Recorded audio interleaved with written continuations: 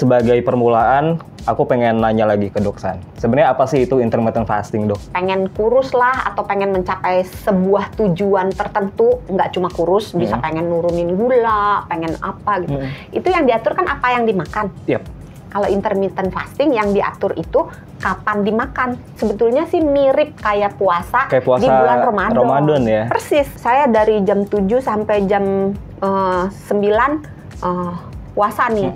Tapi ntar jam 9 sampai jam 10 saya makan ya. Habis itu puasa lagi, nggak boleh. Oh, nggak boleh diselang-seling. Nggak boleh diselang-seling. Jadi puasa terus, makan terus gitu. Kesalahan yang sering terjadi, Dok, kalau kita intermittent fasting itu apa yang biasanya sering dijumpai sama dokter? Udah puasa, ya udah nih.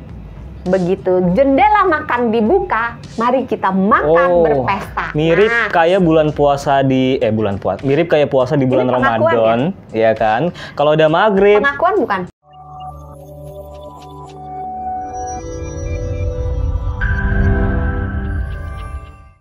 Selamat datang di Kamu Sehat bersama Sony Wicaksono dan juga bersama Dr. Santi Health Management Specialist Corporate HR Kompas Gramedia. Wih, cakep. Enggak lagi pantun. Pantun udah episode kemarin. Dokter Santi kurus banget, kayaknya habis diet nih kayaknya nih. Keren, dietnya intermittent fasting kayaknya. Bener nggak, Dok? Bener loh. Pinter loh. Kelihatan ya? Iyalah. Ada subtitlenya di sini. Ada orang yang ngasih tahu soalnya. Oh, iya. Topik kita tentang intermittent fasting emang, Dok. Betul. Tapi kan intermittent fasting ini sebenarnya udah sering juga ya diketahui sama banyak orang. Heboh. Sebenarnya konten-kontennya udah banyak juga ya yang ngebahas soal intermittent fasting. Tapi sebagai permulaan, aku pengen nanya lagi ke Dok San. Sebenarnya apa sih itu intermittent fasting, Dok? Buat yang masih belum tahu ya, masih bingung. Atau masih ngawang-ngawang deh, masih bingung sebenarnya apa sih? Biasanya kalau gaya berdiet gitu, pengen kurus lah atau pengen mencapai sebuah tujuan tertentu, nggak cuma kurus, bisa pengen nurunin gula, pengen apa gitu. Itu yang diatur kan apa yang dimakan. Yap. Kalau intermittent fasting yang diatur itu kapan dimakan. Oh, waktunya yang diatur. Iya, waktunya yang diatur. Oke. Kan? Jadi penekanannya lebih ke pembagian waktu makan dan waktu puasa. Berpuasa. Jadi sebetulnya sih mirip kayak puasa di bulan Ramadan ya. Persis. Oh, persis tuh ya. Iya, nggak persis plek-plek sih, hampir sama lah. Berarti kalau kita bagi umat muslim yang puasa di bulan Ramadan itu sebenarnya lagi intermittent fasting secara nggak langsung ya. Oh gitu. Karena konsepnya emang mirip ya. Iya, karena intermittent fasting dengan kalau dia berpuasa Ramadan udah pasti dia intermittent fasting. Tapi kalau dia intermittent fasting belum tentu dia puasa. Yang sesuai dengan agama muslim, karena di intermittent fasting sendiri ada dua jenis, bisa yang dry, bisa yang wet. Kalau yang kering artinya tenggorokannya juga kering, maka nggak boleh minum. Tapi kalau yang wet, pada intermittent fasting basah kan, berarti boleh minum.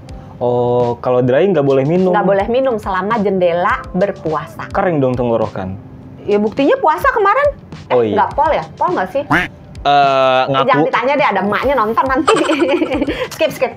Berarti kita tahu dong kalau intermittent fasting itu kebagi dua, ada dry sama wet. Dan pembagiannya soal waktu. Lebih jelasnya pembagiannya seperti apa sih soal waktu intermittent fasting ini? Jadi dalam 24 jam dalam satu hari itu dibagi orang boleh makan sama yang melakukan intermittent fasting ini. Ada yang boleh makan di jam berapa sampai jam berapa, di jam berapa sampai jam berapa nggak boleh makan. Nah, jam berapanya ini itu beda-beda. Minimal 12 jam makan, 12 jam berpuasa. Tapi nggak boleh, Dok, saya dari jam 7 sampai jam 9 puasa nih. Tapi ntar jam 9 sampai jam 10 saya makan ya. Habis itu puasa lagi, nggak boleh. Oh, nggak boleh diselang-seling. Nggak boleh diselang-seling. Jadi puasa terus, makan terus gitu. Tapi kan kalau intermittent fasting itu bukannya ada jendela makan sama jendela makan. Tapi nggak boleh diselang-seling ya? Jangan. Kalau diselang-seling berarti kayak makan biasa dong. Oh gitu. Ya. Jadi pas misalnya puasa nih, mau 12 jam, minimal 12 jam berpuasa, 12 jam boleh makan. Oh, itu minimalnya ya? Oke. Ya, nah kalau minimal 12 berarti katakan makan malam jam berapa?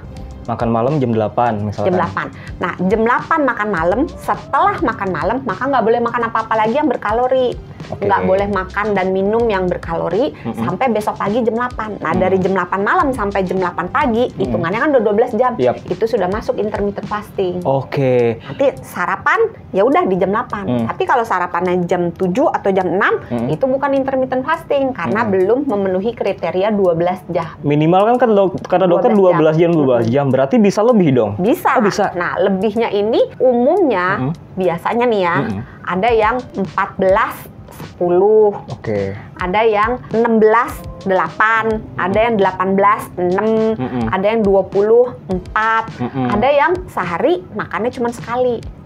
Jadi 23 jam puasa, 1 jam makan. Ya, tapi takut salah deh dok kalau intermittent fasting. Enggak, orang gampang gitu. Ya, tapi saya dok kalau mau intermittent fasting takut salah. Gimana kalau salah nanti pontennya nggak 100. Paling 70. Kalau apa juga kan. Kalau salah nggak jadi dapat grand prize ya? Iya, nggak apa-apa. Kan dapat hadiah yang lain nggak apa-apa. Tapi kalau kesalahan yang sering terjadi dok, kalau kita intermittent fasting itu apa yang biasanya sering dijumpai sama dokter? Sebenarnya waktu sih ya. Waktu. Yang salah waktu. Maksudnya gimana tuh yang salah waktu? Sebenarnya nggak ada yang salah ya. Jadi intermittent fasting itu kan merupakan sebuah gaya hidup. Jangan dibuat menjadi, oh ini begini, dibuat rumit banget. Nanti orang cenderung, aduh susah banget ya, udahlah nggak usah gitu. Jadi sebenarnya nggak boleh takut salah? Nggak usah gitu, santai aja. Cuma memang ada beberapa hal yang perlu diperhatikan ketika menjalankan intermittent fasting supaya hasilnya bisa maksimal. Contohnya? Contohnya, ada beberapa orang yang menjalankan intermittent fasting dengan durasi puasa yang lebih dari 23 jam. Oh, ekstrim nih ceritanya ya? Jadi bisa 2 hari, bisa 3 hari, bisa seterusnya. Bahkan ada yang 5 hari, ada yang seminggu. Nah, jika ini namanya extended fasting. Jadi kalau yang puasa yang jangka panjang banget, dilakukan sekali-sekali atau dilakukan dengan panduan dari dokter, itu masih oke. Tapi kalau misalnya ngelakuin sendiri, terus terlalu sering, nggak jelas tujuannya, nggak jelas evaluasinya, yang ditakutkan kurang gizi. Karena beberapa zat gizi itu harus didapat dari luar. Jadi kita harus makan. Contoh nih, vitamin C. Badan kita nggak bisa bikin vitamin C. Beberapa hewan bisa bikin vitamin C. Makanya hewan nggak selalu harus makan buah. Ada hewan yang kayak misalnya apa ya? Hewan saya takut salah nih, antara anjing buah atau kucing, salah satu deh. Itu tuh di dalam badannya bisa membuat vitamin C. Jadi mereka makan daging full nggak apa-apa. Karena badannya bisa bikin vitamin C. Di dalam badan manusia itu nggak bisa bikin vitamin C. Jadi kita harus minum vitamin C terus-menerus dari luar. Gitu. Terus juga kita membutuhkan asam amino. Asam amino itu beberapa jenis harus dapat dari luar. Kita nggak bisa badan kita bikin asam amino. Tapi kalau misalnya vitamin D, badan kita bisa bikin sendiri gitu dengan bahan dari kolesterol. Sehingga kalau misalnya kita puasanya panjang, kan kita nggak makan-makan, cuma minum doang. Tidak semua zat gizi itu bisa dipenuhi hanya dengan minuman yang tidak berkalori. Maka ditakutkan nanti bisa berujung ke kurang gizi jika dilakukan dengan cara yang tidak benar. Bukan berarti nggak boleh ya, tapi harus ada bimbingannya gitu. Terus itu kesalahan yang umum terjadi. Yang kedua, itu menganggap bahwa udah puasa, ya udah nih, begitu jendela makan dibuka, mari kita makan berpesta. Mirip kayak bulan puasa mirip kayak puasa di bulan Ramadan, ya kan? Kalau udah maghrib. Pengakuan bukan? Pengakuan sih sebenarnya. Gorengan udah banyak di depan mata langsung itu yang nggak boleh ya? Sebenarnya bukan nggak boleh sih, karena tidak dianjurkan. Secara definisi di intermittent fasting itu memang yang diatur cuma jamnya. Tapi kalau tujuannya pengen nurunin berat badan, pengen sehat, pengen nurunin gula, pengen apa lagi? Pengen ngirit.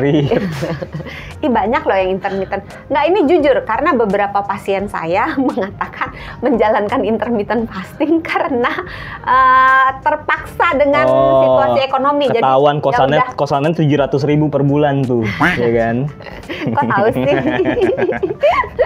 Iya, jadi kalau tujuannya itu yang tadi ya demi kesehatan gitu, ya pas jendela makannya juga ya diikuti panduan-panduan kesehatannya, jangan blas.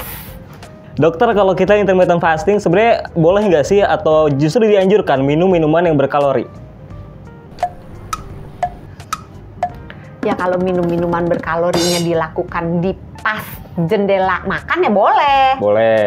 Tapi kalau di jendela puasa nggak boleh. Oh, nggak boleh. Kenapa? Tapi sebenarnya tergantung juga sih. Karena intermittent fasting itu ada pembagiannya lagi dua lagi nih. Kalau tadi kan dry sama wet gitu kan. Terus ada yang yang di bawah 1 hari, ada yang lebih dari 1 hari. Iya. Nah sekarang ada lagi pembagian 2 juga. Apa lagi?